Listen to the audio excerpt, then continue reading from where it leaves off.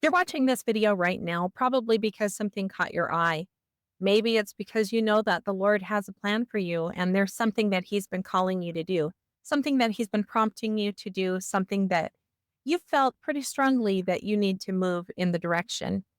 And I myself have been strongly prompted to say this: it's time. It's time to stop doubting yourself. It's time to stop wondering if this is the right thing to do. It's time to stop worrying about, is it possible to make this happen? And it's time to stop letting insecurities or distractions or whatever it is that's stopping you from rolling up your sleeves and dropping to your knees and getting this done. And I want you to know that if you've been feeling these strong feelings, if you have been having these little nudges, you can do it. You are perfectly capable of doing what you're feeling like you need to do. He wouldn't be prompting you to do this if he had any doubts about your abilities to do it. He knows that you can do it. He believes in you. So all you need to do is to believe in yourself too. Yes, there might be things that are hard. There might be hurdles to cross. There might be things to learn. There might be growing that needs to happen. This might challenge you and stretch you. But isn't that what life is all about? Isn't that what we're here for? The thing is that whatever this thing is, it's not just going to benefit the life or lives of someone else, it's going to benefit you. The Lord knows you. He wants the best for you. He wants you to be able to become the person that you were meant to be. And this thing may be exactly what needs to take you there. I also want to tell you that there are a few things that you need to know as you embark on this. And the first thing is that you're not alone. You are not alone. The Lord is going to be with you every single step of the way. He's going to be guiding your path. And I know that I'm right because in D&C 6:34, it says, "Therefore, fear not, little flock, do good. Let earth and hell combine against you, for if you are built upon my rock, they cannot prevail." And then in verse 36, it says, "Look unto me in every thought, doubt not, fear not." DNC 8488 is talking about missionary work, but it totally applies to anything that we do in the name of the Lord. It says, "I will go before your face. I will be on your right hand and on your left. And my spirit shall be in your hearts, and mine angels round about you to bear you up." And the other thing that's actually really pretty exciting is that you don't have to do the whole thing all by yourself. You don't have to do all the heavy lifting by yourself. You get to bring what you have, what you're able to contribute, what you're able to do, your skills, your abilities, your talents, your knowledge, your experiences, whatever you have to bring to the table. And that's all that you need to bring. The Lord is going to do the rest. He is going to make up for whatever part that you aren't capable of right now, or that you can't do right now, or it's just beyond your reach right now. He's going to make up the rest for you. Again, in the scriptures, the Lord tells us that we don't have to do this all by ourselves. DNC 123:17, one of my all-time favorite scriptures, says, "Let us cheerfully do all that lie in our power, and then may we stand still with the utmost assurance to see the salvation of God and for his arm to be revealed." He is going to be there to lift you and to carry you through. In church a couple of weeks ago, there was a brother who was bearing his testimony, and he brought up a certain talk that actually I had heard of a couple of times before. This was my clue that it was time for me to listen to this talk. It's a talk that was given at BYU by the man who creates The Chosen. And what he was talking about in there was the story of Jesus feeding the 5,000. And so in the talk, he reminds us that when they were out there for a long time, he was talking, the people got hungry, and they didn't have anything to feed them except for 5 loaves of bread and 2 fishes. So that's not enough to feed 5,000 people, but it was enough for the Lord. It was enough for him to work with. They brought what they had and he made up the rest. He increased that amount of food in order to provide for the 5,000 people. And there was even leftovers. There was even abundant more left over afterwards. The same will happen with you. As you embark on this, whatever this is that you've been called to do, you will have an abundance of blessings. He will make up for you whatever you need, and he will fill in the gaps. The second thing that I want to point out when you're embarking on something hard or new is that you might not have the whole picture right now.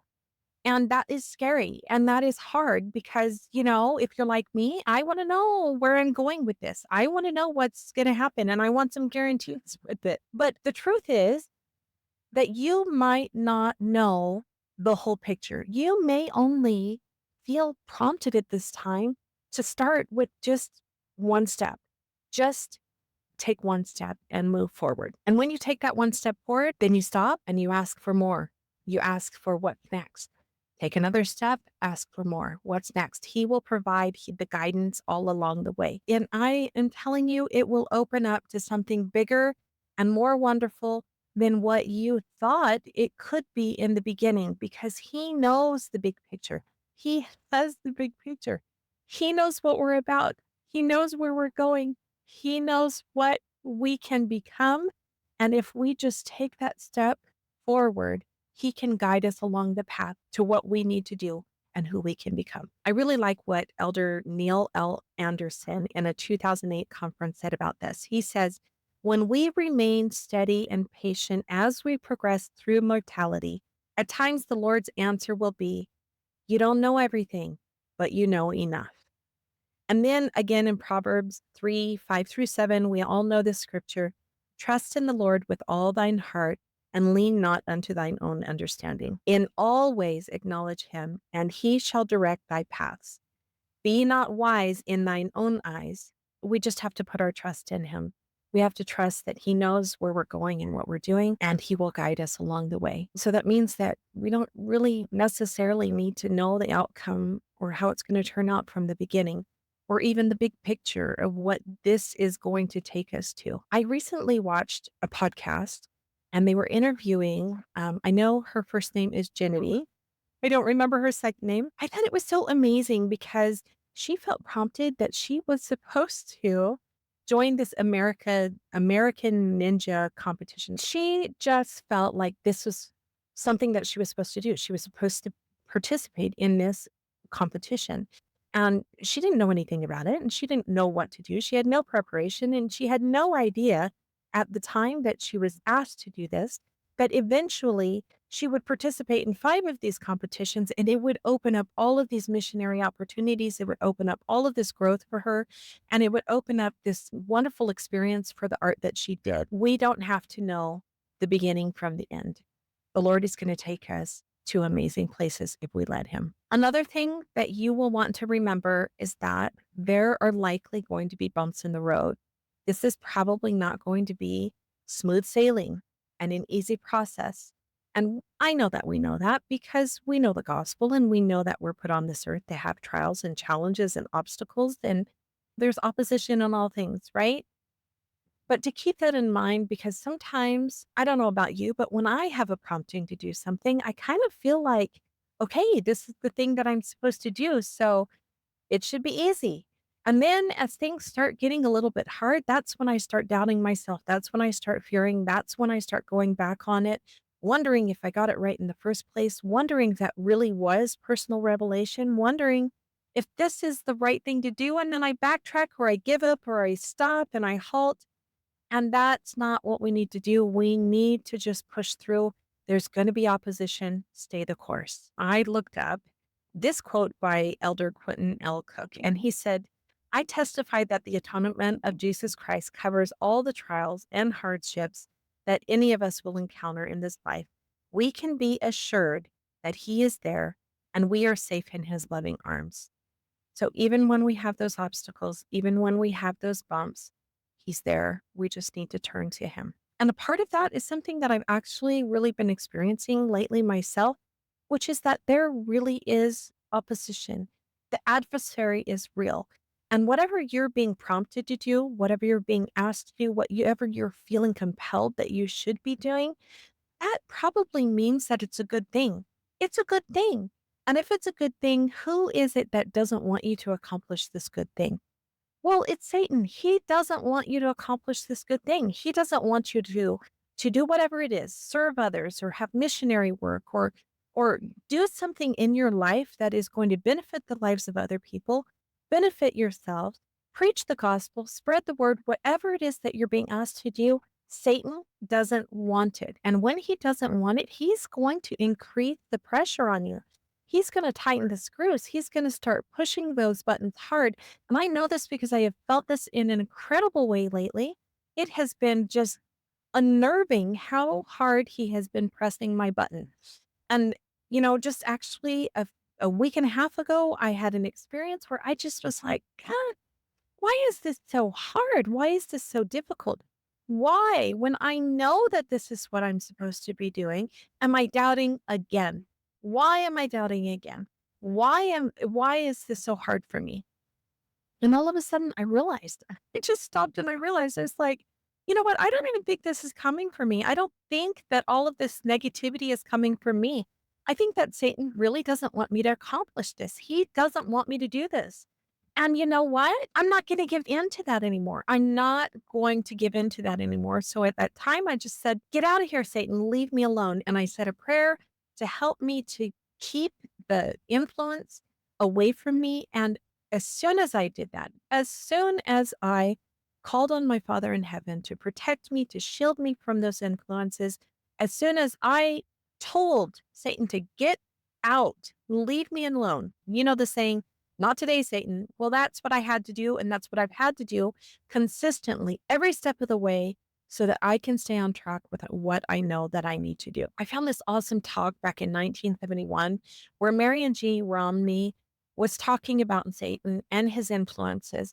I kind of didn't, before I don't know, I was a little bit dismissive about Satan. And I just kind of blamed myself for everything. Like, I'm the one causing all my messes. I'm the one who is having all these negative thoughts. And yes, I am ultimately responsible for whether I choose to listen to the things that Satan is trying to, push in my direction or not.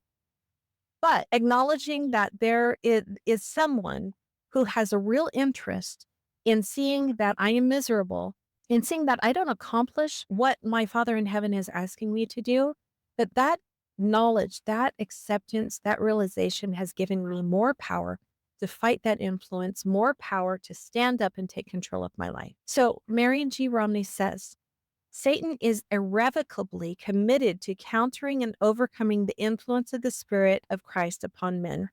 He is the representative, promoter, and advocate of that opposition in all things, referred to by Lehi in his instructions to his son Jacob. I'm talking to you because I have been going through this experience myself. I have felt that there is something that I need to do. Actually, more than a year ago, I felt like I needed to get on YouTube. And I just put it off. I had life situations going on and I put it off and I put it off. I took some small steps forward, put it off, put it off. Finally, I got myself together. I started feeling the push a lot stronger about 3 months ago and I got on there. Well, I thought I was going to be having a channel about personal growth and self-helpy kinds of stuff, 'cause that's what lights me up. That is my jam. That's what I love to talk about, right? So that's what I started doing. I knew that I needed to be on YouTube, and so I went forward. At the same time, I'm having kind of a financial crisis going on. It has to do with some medical issues that I had this past year, things that I'll talk about in a different video. But going on YouTube and spending a lot of time right now investing my time in YouTube at the same time that I'm having this financial stress and needing income, needing to build a business to provide for my family, kind of wasn't going together because I know YouTube takes time and I know that it's not necessarily going to bring in an income that's, sizable enough or enough to count on or immediately, right? So these two things are kind of clashing. So I started having a lot of stress as I followed through with this prompting to start on YouTube. And after about a month of putting videos out there, I was having a lot of fun. I was having so much fun. I was enjoying the process. I was enjoying talking about things that make me happy, things that I'm learning, how I'm growing. But I wasn't really getting a lot of traction. And because of my financial stress, it really, really made me panic. I mean, serious, serious panic. And so, of course, when I started panicking, I knew that I needed to take that to the temple. I went to the temple, I fasted, and the answer came that I needed to stay with YouTube, but I needed to pivot and I needed to start this channel that's specifically talking to members of the church, specifically talking about my experiences as I'm growing my testimony, as I'm growing in the gospel, and as I'm experiencing hardships and life things, right?